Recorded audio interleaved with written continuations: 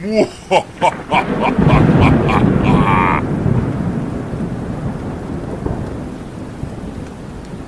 दोस्तों, आशा करता हूँ आप सब बहुत अच्छे होंगे। कहानी अच्छी लगे तो लाइक और सब्सक्राइब करिएगा और बेल आइकन ज़रूर प्रेस करिएगा। तो चलिए बढ़ते हैं आगे की कहानी की भी। इतने सालों से उसने बहुत सारा त्याग किया। किसने? गोपाल ने। गोपाल घर छोड़ने के बाद से उसने कई सारे त्याग किए। जितना संभव हो सका उससे ज़्यादा खुद को गंदा बना लिया। साधना के कारण मलमूत्र को भी खाया और तथा मरे हुए मनुष्य का सड़ा मांस खाने में भी उसको कभी नहीं हिचकिचाया। धीरे धीरे खुद को तैयार किया। कभी कभी साधना में असफल हुआ तो कभी कभी साधना सफल भी हुआ। अब बहुत सारे पिशाच पिशाची उसके वश में थे, लेकिन यावक्री कर्ण पिशाचिनी सिद्धि में वो अब भी असफल है। पिछले कुछ ग्रहणी अमावस्या को उसने इसमें भी सिद्धि प्राप्त होने वाला था, लेकिन एक अनजाने आदमी ने उसकी पूरी मेहनत को पानी फेर दिया। उस दिन ही वह उसे समाप्त कर देता अगर वह यज्ञ स्थल सीमा के बाहर न रहता। उस दिन देवी कर्ण पिशाचिनी प्रकट होकर भी चली गई। इसके बाद पिछले 1 साल से खोजते हुए उसने पिछले महीने ही उस व्यक्ति का पता लगा लिया है। उसके एक वशीभूत पिशाची ने उसका पता लगा लिया। उस व्यक्ति का नाम विजयकांत और घर वर्धमान में है। वर्तमान में वह यहीं पर रह रहा है, इसलिए गोपालेश्वर भी यहाँ उपस्थित हुआ। एक बार साधना में बैठने के लिए विजयकांत का 100 उसे चाहिए, वरना साधना पूर्ण नहीं होगा। लेकिन पिछले 1 महीने से बहुत कोशिश करने के बाद भी विजयकांत का वह कुछ भी नहीं बिगाड़ पा रहा है। किसी ने उसका देह बंधन करके रखा है। किसने किया, क्यों किया, गोपालेश्वर को कुछ भी समझ नहीं आ रहा। इसका मतलब क्या उसका कोई प्रतिद्वंदी भी है? शायद उस प्रतिद्वंदी से उसे सावधान रहना होगा। इधर विजयकांत पिछले कुछ दिनों से परेशान है। जिस घर में वह रहता है वहाँ कुछ अजीब घटनाएं होने लगी हैं। बीच बीच में विजयकांत को लगता है कि उसके अलावा इस घर में कोई और भी है। विजयकांत उन्हें नहीं देख पाता, लेकिन उनका अस्तित्व महसूस करता है।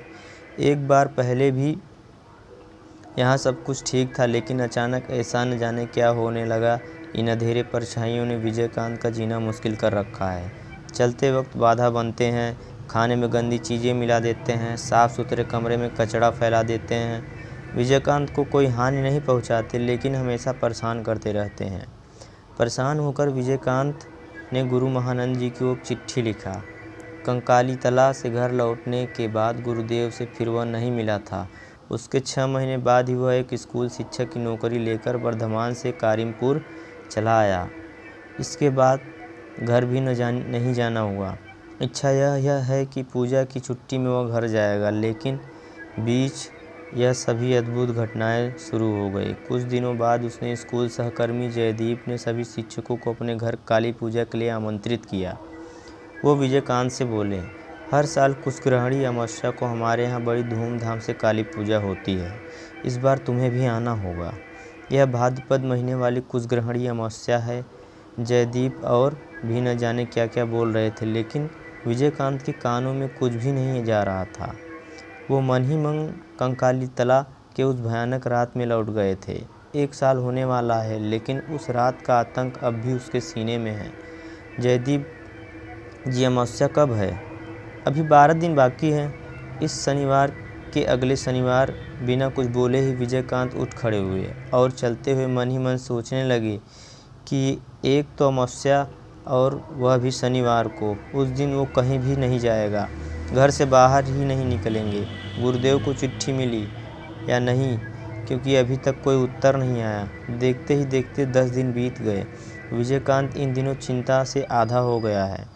उसे ऐसा लग रहा है कि कुछ बहुत ही भयानक व अशुभ होने वाला है। उसे घर चले जाना चाहिए था, लेकिन अब देर हो गई है। गुरुदेव ने कहा था कि गोपालेश्वर तांत्रिक उसे ज़रूर हानि पहुंचाएगा। विजयकांत मन ही मन सोचता रहा कि उस बार बच गया था, लेकिन इस बार अगर कुछ हुआ तो उसे कौन बचाएगा। देखते ही देखते शनिवार आ गया। उधर शुक्रवार से ही गोपालेश्वर अपने काम में व्यस्त है। यज्ञ कुंड बनाया जा रहा है और इस बार वह पंचमुंडी के आसन पर साधना करना चाहता है। उपर्युक्त पेड़ के नीचे पंचमुंडी का आसन बनाया जा रहा है। इसमें लगने वाले 5 शीर्ष शनिवार शाम तक जुगाड़ हो जाएंगे। नाग, बंदर, शियार, चंडाल और अकाल मृत्यु से मरे किसी मनुष्य का सर इन 5 कटे सिरों की ज़रूरत होगी। आसन के नीचे उसे पाँव कोनों में गाड़ देना होगा। उसके ऊपर आसन तैयार करके गोपालेश्वर साधना करने बैठेगा। शनिवार 24 घंटे में 4 बार चावल, मांस और शराब देकर पिशाच को भोग लगाना होगा, तभी वो संतुष्ट होंगे। सभी आवश्यक चीज़ों का इंतजाम हो गया। शनिवार रात गोपालेश्वर को साधना करने बैठाना है। शुक्रवार को विजयकांत स्कूल नहीं गया। वह घर की दरवाज़ा व खिड़कियों को बंद करके बैठे रहे। आज शनिवार है। चिंता की वजह से विजयकांत पूरी रात सो नहीं पाया। भोर होते ही कोई उसके दरवाजे को खटखटाने लगा। बहुत देर तक वह डर के कारण बिस्तर से नहीं उठा। वह बिस्तर पर तब तक बैठा रहा जब तक बाहर से गुरुदेव महानंद की आवाज़ नहीं सुनाई दिया। गुरुदेव की आवाज़ सुनते वह दौड़कर गया और दरवाजे को खोल दिया। फिर उनके चरणों में गिरकर रोता रहा। महानंद जी ने उन्हें शांत कराया। विजयकांत पिछले 1 महीने की घटनाएं गुरुदेव से बता दिया। सब कुछ सुनकर महानंद आचार्य बोले, आज उपवास रहो क्योंकि तुम्हें बहुत सारे कार्य करने हैं। मैं भी उपवास रखूँगा। मुझे नल दिखाओ, पहले मैं नहा लेता हूँ। तुम भी नहा लेना, तब तक मैं एक बार शमशान होकर आता हूँ। लौट कर सब कुछ बताऊँगा, तब तक जप करना क्योंकि मन को सख्त करना होगा। आज तुम्हें बहुत कुछ करना है। विजयकांत ने गुरुदेव के कहे अनुसार सभी कार्य किए। गुरुदेव के शमशान जाने के बाद वह नहा धोकर गुरुदेव के बताए मंत्र का जाप करने लगा। महानंद जी लौटकर विजयकांत से बोलते रहे, मैं चिट्ठी पाकर तुम्हारे ग्रह नक्षत्र की गणना किया था। जल्द ही कोई मुसीबत आने वाला है। इसमें प्राण हानि या योग भी है। इसलिए समय न व्यर्थ करते हुए मैं यहाँ पर आने के लिए रवाना हो गया था। मुझे हमेशा संदेह था कि गोपालेश्वर इतनी आसानी से अपने साधना भंग करने वालों को छोड़ नहीं सकता, लेकिन इतनी जल्दी वह तुम्हें खोज लेगा यह मैंने नहीं सोचा था। लेकिन मुझे पहले ही सोच लेना चाहिए था कि इनके पास वशीभूत प्रेत पिशाच भी रहते हैं जो तांत्रिक के कई कार्यों को करते हैं। शायद यही प्रेत तुम्हें परेशान कर रहे थे। तुम्हारा देह बंधन था, इसलिए कुछ नहीं कर पाए। लेकिन आज फिर गोपालेश्वर कर्ण पिशाचिनी साधना में बैठेगा। मैं उसके सामग्री व साधना स्थल को देख कर आ रहा हूँ। इस साधना का प्रभाव तुम्हारे ऊपर पड़ेगा। वह तुमको खींच कर ले जाने की कोशिश करेगा, लेकिन तुम उसे रोक नहीं पाओगे, क्योंकि आज वह पंचमुंडी के आसन पर बैठकर साधना करेगा। वहाँ पर बैठकर वह और भी शक्तिशाली हो जाएगा। रोते हुए विजयकांत बोला, गुरुदेव, तो क्या आज ही मेरा अंतिम दिन है? आज ही है मेरा अंतिम दिन? नहीं बेटा, इतना मत टूट जाओ। शुभ दिन तुम्हारा जन्म हुआ है, तुम पर भगवान की कृपा है। लेकिन गुरुदेव, आपने ही तो बोला था कि वह मुझे खींच कर ले जाएगा। विजयकांत, मैंने तंत्र साधना नहीं किया है, लेकिन उस बारे में बहुत कुछ पढ़ा है और जाना है। तंत्र साधना में हमेशा पिशाच व याक्षिणी को संतुष्ट करना पड़ता है। अगर क्रिया में कुछ भी भूल हुई तो इसी भयानक पिशाच के हाथों उस तांत्रिक की मृत्यु होगी। हमें इस मौके का फ़ायदा उठाना होगा, क्योंकि गोपालेश्वर अपने साधना को कभी अच्छे कार्यों में नहीं लगाएगा। हम उसे सफल नहीं होने देंगे। मैं हमेशा जिंदा नहीं रहूँगा। मेरे जाने के बाद तुम्हें कौन बचाएगा? कुछ तांत्रिक हमेशा बदला लेने के लिए जलते रहते हैं, लेकिन मैं किसी पिशाच साधक के साथ कैसे लड़ूंगा? उसकी क्रिया में कुछ न कुछ ऐसा करना होगा कि उसकी साधना गलत हो जाए, और इसे तुम्हें ही करना होगा। तुम्हें हानि पहुंचाने की साधना करने से पहले ही तुम वहां पर जाओगे। बाकी सब कुछ मैं तुम्हें सिखा दूंगा। वहां से कुछ ही दूरी पर मैं रहूंगा। तुम्हें डरने की कोई ज़रूरत नहीं है। धीरे धीरे शाम हुई। विजयकांत गुरुदेव के कहे अनुसार शमशान में बने देवी काली मंदिर के पास जाकर बैठा। शमशान में थोड़ा अंधेरे वाले स्थान पर गोपालेश्वर ने अपने साधना स्थल को सजाया। गोपालेश्वर नदी में नहाने के लिए जाने वाला है। विजयकांत सब कुछ देख रहा है और कुछ ही दूरी पर महानंद जी भी सब ध्यान से देख रहे हैं। गोपालेश्वर नहाने के लिए नदी की तरफ गया। आसन के पहरे के लिए उसने अपना चेला वहाँ बैठाकर रखा। गोपालेश्वर नहाने के बाद एक कुंड के सामने आकर बैठ गया। उसने मंत्र पढ़ते हुए पूजा को आरंभ किया। चारों तरफ का परिवेश क्रमशः बदलता गया। साधना स्थल के आसपास तेज हवाएं बहने लगी तथा चारों तरफ एक सड़ा गंध फैलने लगा। धीरे धीरे बिना आवाज़ के विजयकांत वहां खड़ा हुआ जहां पर गोपालेश्वर का चेला पंचमुंडी आसन को तैयार कर रहा था। चेला 5 सिरों को मिट्टी खोद कर वह सजा रहा था। विजयकांत वहीं पर बैठ गया। उससे देखकर चेले ने जल्दी से पांचों सिर को 5 कोने में गाड़ दिया। यह देख विजयकांत को उल्टी आ रही थी। पूरे दिन का उपवास, शरीर, आतंकित मन तथा उसके ऊपर यह भयानक दृष्टि व दुर्गंध उसे पागल करने लगे। विजयकांत इच्छा हुआ कि यहाँ से भाग जाएं, लेकिन इससे तो उसका कोई लाभ नहीं होगा। मन को सख्त करते विजयकांत वहीं पर बैठा रहा। इधर एक बार विजयकांत को देखकर गोपालेश्वर और भी उत्तेजित हो गया। उसने सोचा कि शायद उसके मंत्र ने काम करना शुरू कर दिया है। इसी वजह से गोपालेश्वर और भी तेजी से मंत्र पढ़ने लगा। यज्ञ समाप्त करके वह पंचमुंडी आसन पर बैठेगा। बीच बीच में वह अपने गले में शराब डाल रहा है, क्योंकि इस साधना का एक सबसे महत्वपूर्ण उपकरण शराब है।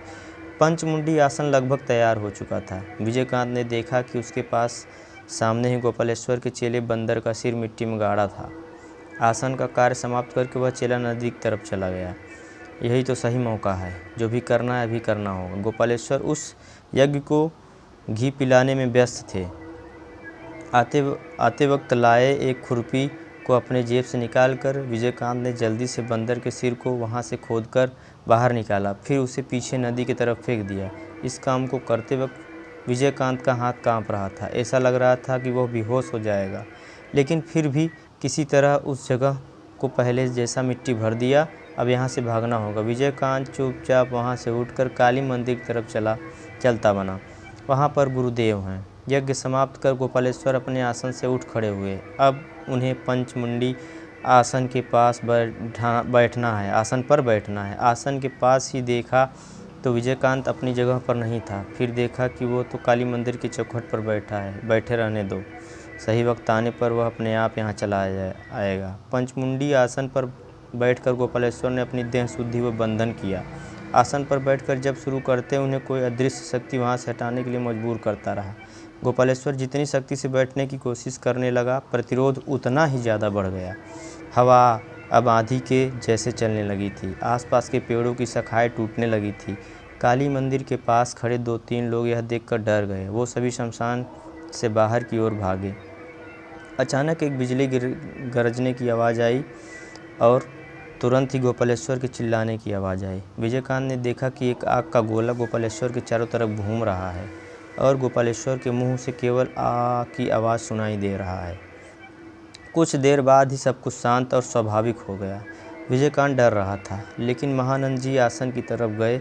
वहां पर पहुंचकर देखा तो गोपालेश्वर अपनी अंतिम सांसें ले रहा था। महानंद जी बोले, गोपाल, मैं महानंद, मुझे पहचाना? बचपन में मैं जिसके साथ खेला था, क्या उसे भूल सकता हूँ? गोपालेश्वर बोला, क्या इस कार्य को तुमने अंजाम दिया? नहीं गोपाल, मैंने अपने हाथों से कुछ भी नहीं किया, लेकिन मैं अगर ऐसा न करवाता तो तुम एक निर्दोष की जान ले लेते। अब तुम ही बताओ, ऐसा मैं कैसे होने देता? अंत में जो करना था तुम्हारे पिशाच ने ही कर दिया।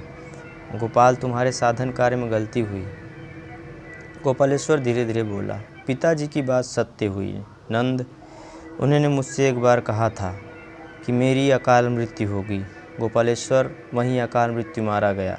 इसलिए महानंद जी ने उसके शव को नदी में डाल दिया और फिर खुद नहाकर विजयकांत के घर पहुँचे।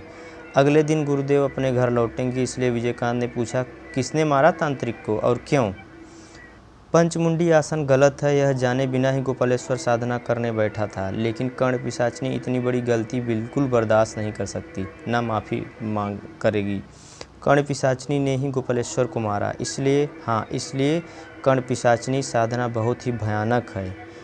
थोड़ी सी भी गलती भी जान लेने या हाथ धोने के लिए बहुत है। जो भी तो हो, तुम्हारे ऊपर से मुसीबत कट गई। मैं अब तुम्हारे देह बंधन को खोल देता हूँ। अब बिना किसी चिंता के अपना स्वाभाविक जीवन बिताओ। धन्यवाद। ये कहानी यहीं तक थी दोस्तों। कहानी अच्छी लगे तो लाइक और सब्सक्राइब करिएगा और शेयर करिएगा। आप लोग अपना सपोर्ट हमारे ऊपर बनाए रखिए। धन्यवाद।